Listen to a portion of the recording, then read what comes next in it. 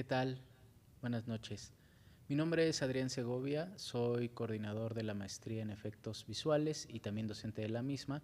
Y el día de hoy quiero que platiquemos un poco de cómo es la estructura de esta maestría y cómo un poco le llevamos a cabo nosotros, cómo son nuestras clases, cómo es la dinámica que tenemos con respecto a pues este campo en el cual pues es una cuestión sumamente práctica y de alguna manera basados en esa práctica y en tres pilares que son esenciales de conocer para llevar a cabo esta práctica artística, ¿no? Porque nosotros abordamos esta maestría desde un campo muy artístico. El objetivo es realmente tener artistas en el VFX y cómo a partir de ello nosotros, pues bueno, construimos esta maestría y cómo trabajamos en ella para obtener los resultados de buscamos cuando estudiamos esta maestría, ¿sale?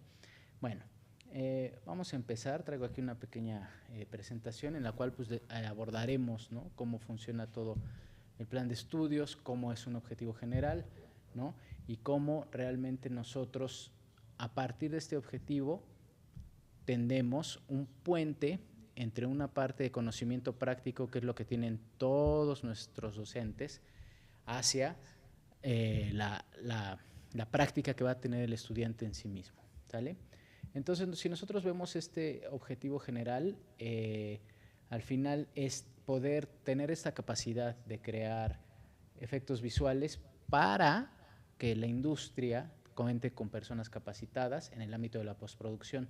Obviamente, esto implica el dominio de técnicas, de programas y herramientas tecnológicas específicas usadas en el campo de los VFX. El campo de los VFX, al ser una cuestión obviamente tecnológica, conlleva cambios cada cierta temporalidad y nosotros pues efectivamente estamos enfocados en esos ámbitos temporales tecnológicos que nos permiten ir abordando más en campos concretos, a partir de los cuales enseñar una técnica, ¿vale?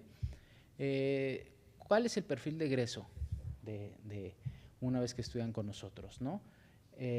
Obviamente, conocer y utilizar software para la realización en efectos visuales, ¿no? Software de 3D, software de composición, ¿no?, software de postproducción. Ahorita un poco más adelante iré específicamente a qué tipos de software utilizamos, ¿no? Diseñar y administrar la realización de proyectos de efectos visuales. Los efectos visuales tienen, digamos, en sí mismo una práctica, que es cuando los hacemos y ejercemos lo que más nos gusta, digamos, pero también una administración, ¿no? Los efectos visuales se planean, ¿sí? Hay toda una preproducción, digamos, en este ámbito, que en el cual nosotros, como por ejemplo cuando tenemos un VFX supervisor, ¿no?, es alguien que está en el set, alguien que va a estar viendo que todo esté de las grabaciones y los pietajes resultantes de una filmación estén de acorde para poder trabajar en la post, ¿no? Y también tenemos obviamente aplicar las técnicas de efectos visuales para la producción audiovisual, ¿no? O sea, tenemos distintas técnicas, ¿no? Rotoscopía, ¿no?, integración de elementos, todo este tipo de cuestiones que funcionan de una manera muy práctica, pero también muy puntual, ¿no?, en la misma, ¿no? ¿Qué actitudes, ¿no?, buscamos o qué actitudes nosotros vamos infundiendo en nuestros alumnos, ¿no? Obviamente la primera, ¿no?, es ampliar la capacidad creativa. Al ser una maestría que implica una resolución de problemáticas, pero de una manera visual, la creatividad tiene que estar enfocada a un buen proceso, digamos, en el cual esta resolución de problemáticas tiene un resultado que es de alguna manera creíble y resuelve las expectativas, ¿no?, de quien ve este proceso. ¿A qué voy con esto? Si nosotros tenemos, ¿no?, que resolver una serie de cuestiones en las cuales tenemos que pasar de un ámbito, de un script, de un storyboard y llevarlo a cabo ya en una resolución tangible, el espectador ¿sí? Tiene que ver cumplidas sus necesidades al observar este proceso. Entonces es un poco como nosotros a través de ciertas técnicas vamos ampliando esta capacidad creativa de cómo resuelvo este tipo de problemáticas, ¿no? Por el otro lado, ser diestros en la logística de proyectos audiovisuales. Estos proyectos audiovisuales, pues, y esta destreza que nosotros tenemos que manejar acá, ¿sí? Implican cómo es un workflow de trabajo, ¿no? O sea, nosotros tenemos precisamente una manera, ¿no? Los efectos visuales se trabajan ya en un workflow establecido y obviamente el aspirante, ¿no? a trabajar en estos ámbitos con una maestría entiende esos workflows y los aplica de manera efectiva, ¿no? Y por otra parte, somos competentes en el uso de la narrativa. ¿Por qué? Por esto mismo, ¿no? En esta cuestión de que nosotros sí estamos resolviendo problemáticas visuales, pero al final siempre estamos narrando. La técnica en sí misma carece, digamos, de contenido si no está narrando algo, si no está al servicio de una historia, que es lo que engancha y por lo cual nosotros, digamos, estamos pues trabajando y aplicando este tipo de elementos artísticos. Algo se tiene que contar, algo tiene que tener el espectador que se cuente, que diga, claro, esta narración es totalmente lo que yo estoy buscando, ¿no? Por otro lado, ¿qué habilidades desarrollamos una vez que estudiamos estos elementos, ¿no? Una capacidad de observación y una ampliación de la cultura visual, ¿no?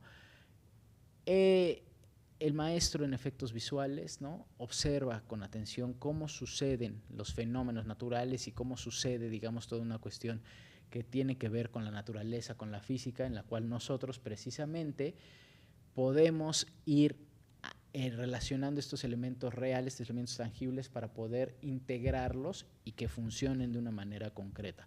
Por el otro lado, la cultura visual. ¿De qué hablamos cuando hablamos de la cultura visual? Todos, digamos, compartimos una serie de elementos visuales característicos que nos remiten a ciertas temporalidades que se vuelven estéticas, ¿sí? En este caso, por ejemplo, que tenemos aquí un caminante blanco de Game of Thrones. Game of Thrones tiene una dinámica y una estética medieval. Eso es parte de nuestra cultura visual. ¿Qué elementos yo pongo en un modelo 3D o en una integración de efectos? Tiene mucho que ver con la narrativa que estoy empleando y cómo mi cultura visual impacta en esta narrativa y en este concepto y en esta estética para ser totalmente creíble por el espectador, ¿vale? Por el otro lado, una capacidad de análisis para la planeación de los efectos visuales. O sea, no es el maestro en efectos visuales no solo llega y aplica técnicas, también aplica estrategias y planea cómo funciona para ser cada vez más óptimo, para que nuestro trabajo o lo que nosotros hacemos tenga una optimización que realmente le funciona y es totalmente aplicable en la industria actualmente, ¿no? Y por el otro lado, el desarrollo de habilidades artísticas, ¿sale?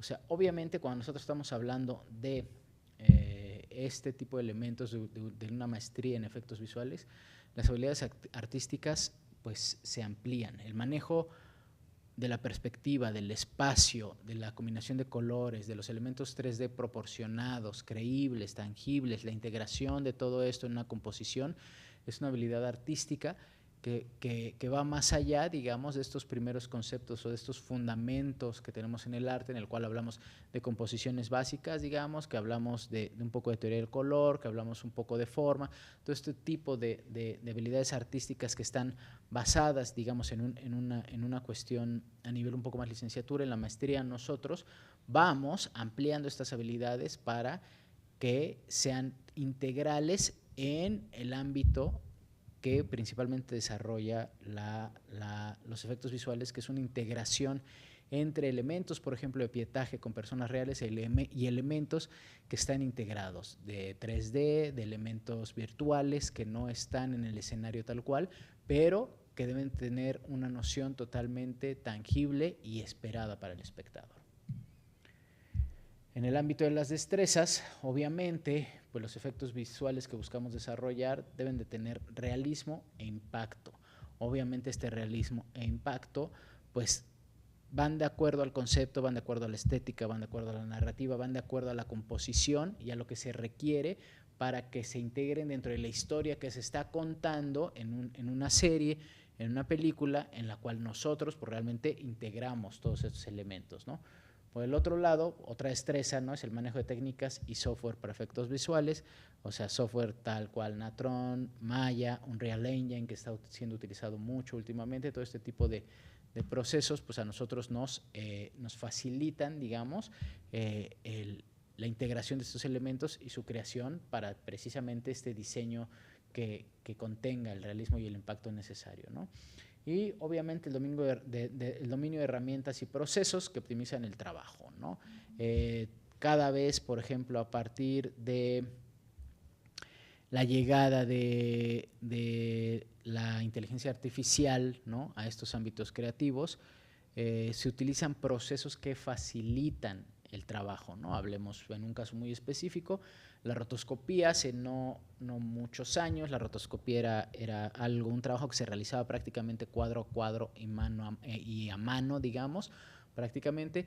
Para los que no conozcan cuál es el proceso de rotoscopía, rotoscopía es el proceso de cuando nosotros grabamos con una pantalla verde, al quitar la pantalla verde de un objeto en movimiento, enmascarillamos y esa mascarilla, digamos, sigue el movimiento del objeto que nosotros queremos aislar de la pantalla verde. Este proceso, que era un proceso manual, cada vez se ha ido optimizando más, ¿sale? Y en esta optimización, actualmente, por ejemplo, hay procesos que facilitan todo este trabajo, ¿no?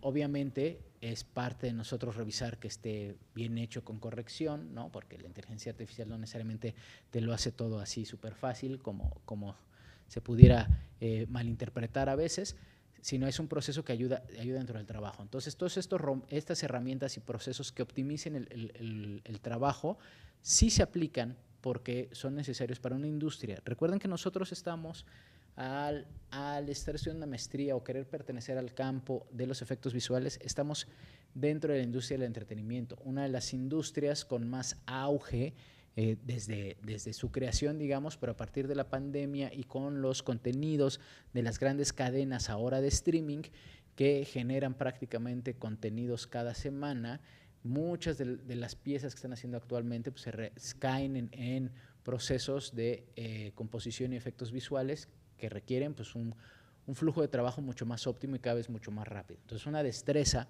que nosotros buscamos cuando salen de estudiar con nosotros es precisamente el que puedan dominar estas herramientas y estos flujos de trabajo, ¿vale?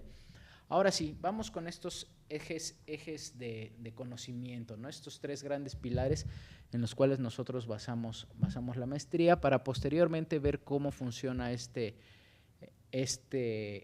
tres pilares en un campo ya de un mapa curricular.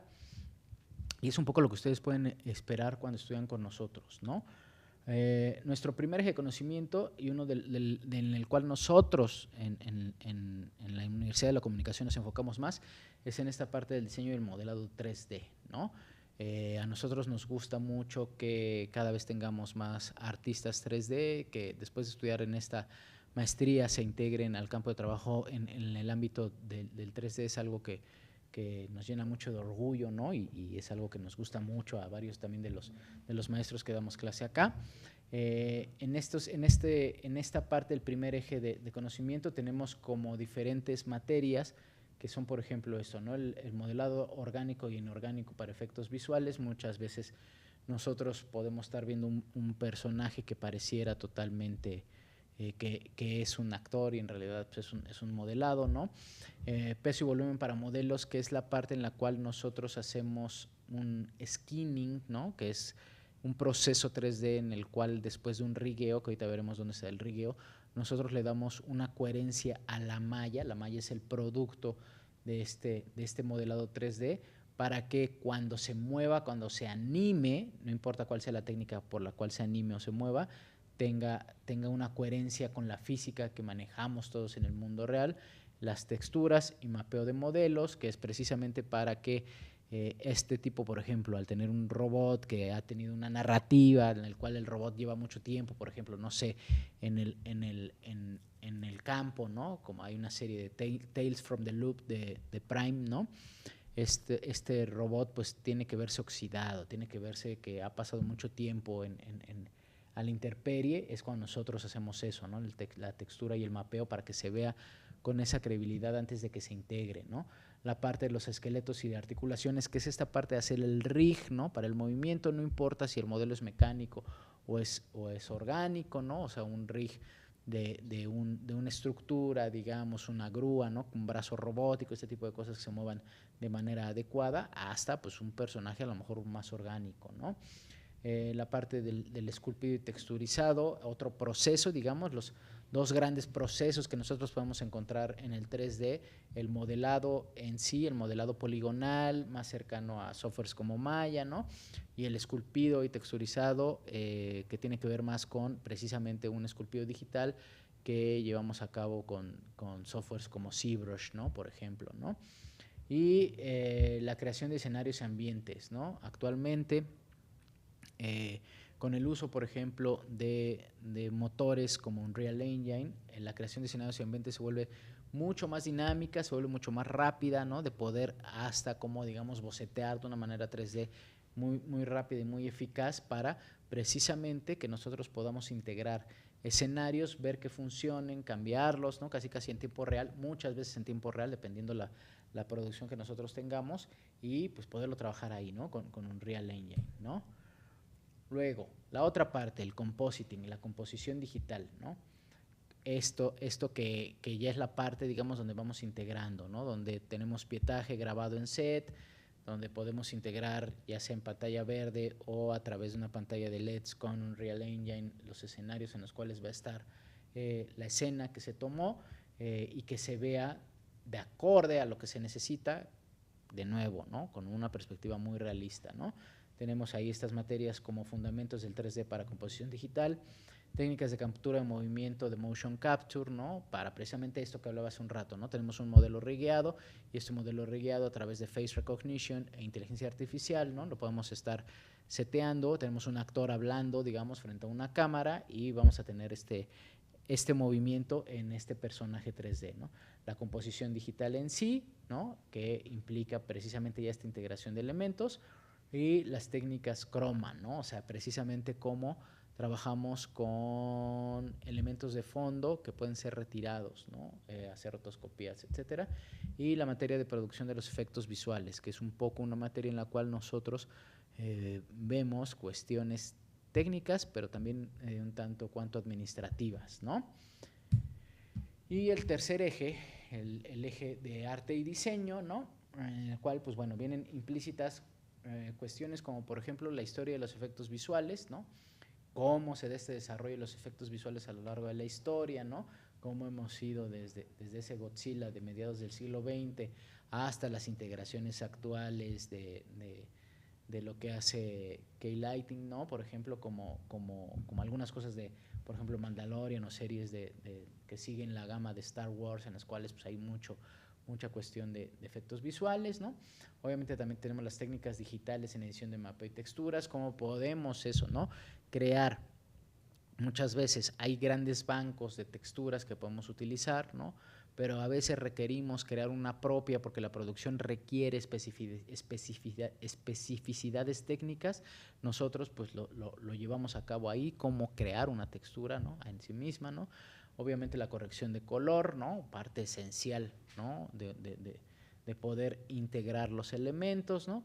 Manejo de sombras e iluminación, un poco cómo funciona un render, ¿no? Cómo funciona un render digital, ¿no? A partir, obviamente, también de elementos 3D o de un software 3D y de integraciones con composición, cómo funcionan estos pases de render, ¿no? Para poder integrar bien un elemento 3D con las cuestiones de pietaje.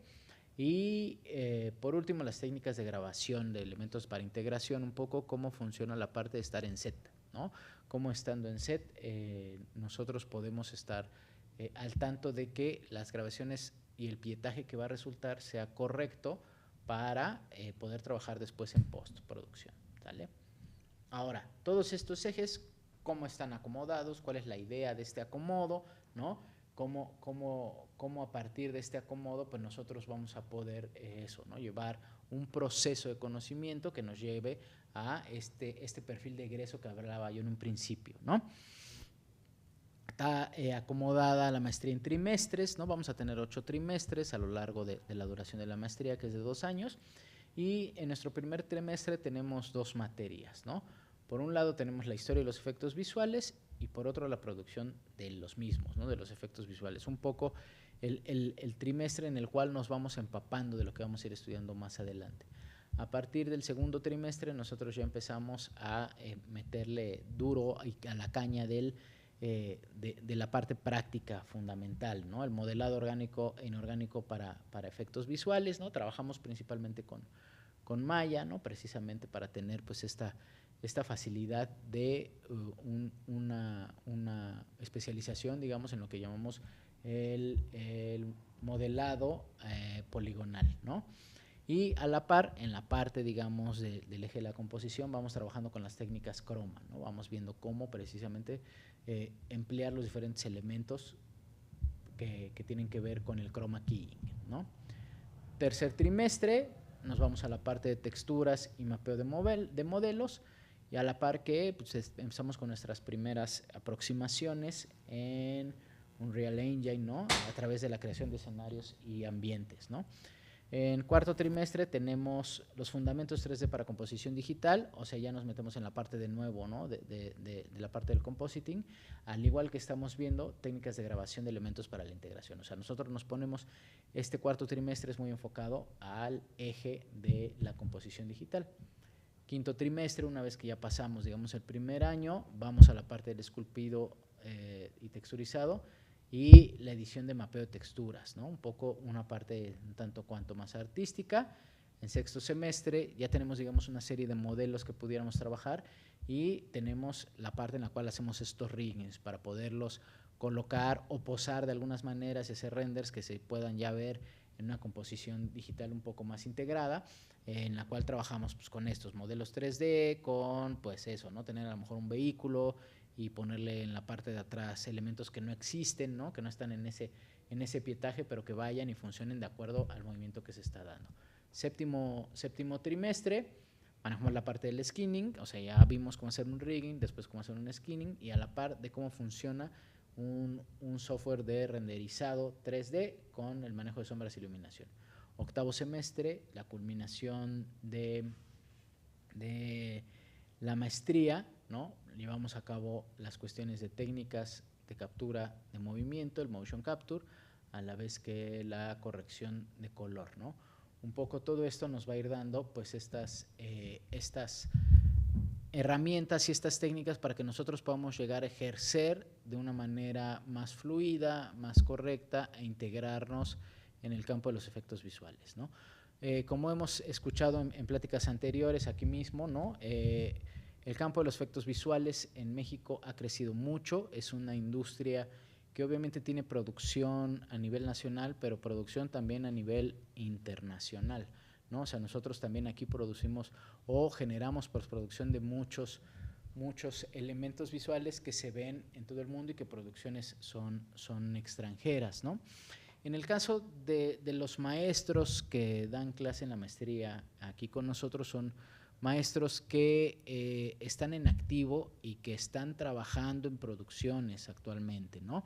Que llegan a tener su propio estudio de VFX y que producen para otros estudios o para otros estudios internacionales, maestros que trabajan con otro estudio, ¿no?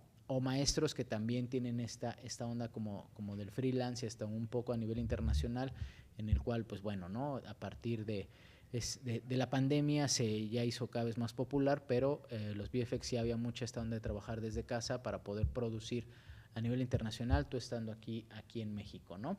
Entonces, nuestros maestros están en activo en ese sentido, nuestros maestros están en contacto con lo que está sucediendo en los efectos visuales en México actualmente, y por lo cual pues ellos pueden pues precisamente compartir su conocimiento y compartir lo que ellos han trabajado a lo largo de estos años, ¿no? Con ustedes, al igual que se capacitan constantemente, ¿no? O sea, están dentro de un ámbito en el cual no es que ellos hayan empezado hace 10, 15 años y a partir de ahí dejan de estudiar, digamos, o de actualizarse, se siguen actualizando, siguen viendo y encontrando cómo funcionan las nuevas herramientas y los nuevos flujos de trabajo, ¿no? Y a partir de ello, pues bueno, ¿no? Este conocimiento que nosotros sí manejamos mucho la idea en la maestría en efectos visuales de que este conocimiento que nosotros tenemos es para compartirse, ¿no? Y un poco la idea de estudiar una maestría es que te va a facilitar a ti el camino, te va a hacer que tu proceso para poder estar ya realizando efectos visuales acorde a lo que la industria necesita va a ser mucho más corto que el que tú pudieras obtener, digamos, a través de una práctica o de búsqueda de tutoriales o todo ese tipo de cosas, ¿no? En realidad, la experiencia que se tiene con los maestros te va a dar, digamos, un shortcut que a ti te va a ayudar a encontrar de una manera mucho más rápida la resolución de estas problemáticas visuales que se plantean en una producción audiovisual que requiere postproducción y VFX de una manera mucho más rápida, más eficaz y sobre todo que tiene un impacto, por un lado, que tiene credibilidad, que tiene realismo y que es acorde a las expectativas que se tienen cuando nosotros vemos una producción de este tipo. ¿Vale? Si ustedes quieren obtener más información, costos de la maestría, los periodos en los cuales se inicia y todo eso, los invito a que se pongan de acuerdo y que le manden un mensaje a nuestro equipo de admisiones en el chat que van a encontrar en la página de la Universidad de la Comunicación, uc.edu.mx. Ahí pueden acceder a un chat y también tener un WhatsApp donde se ponen en contacto directo con ellos, y además de que si ustedes quieren ampliar un poco esto que platicamos hoy y tener a lo mejor una charla conmigo, ¿no? Y que nos veamos ahí en la universidad, conozcan el campus, conozcan este tipo de ondas, agéndenlo a través de nuestra gente de admisiones, que con mucho gusto lo van a hacer, y nosotros, en mi caso particular, estamos a completa disposición de ustedes para resolver sus dudas, para platicar un poco más de los efectos visuales. Y pues eso, hasta podemos tomarnos un cafecito en la cafetería si gustan, que les queda muy bueno. Pues de mi parte es todo. Muchísimas gracias por su atención, por estar acá. Mi nombre es Adrián Segovia y espero verlos pronto por acá y pues sean felices.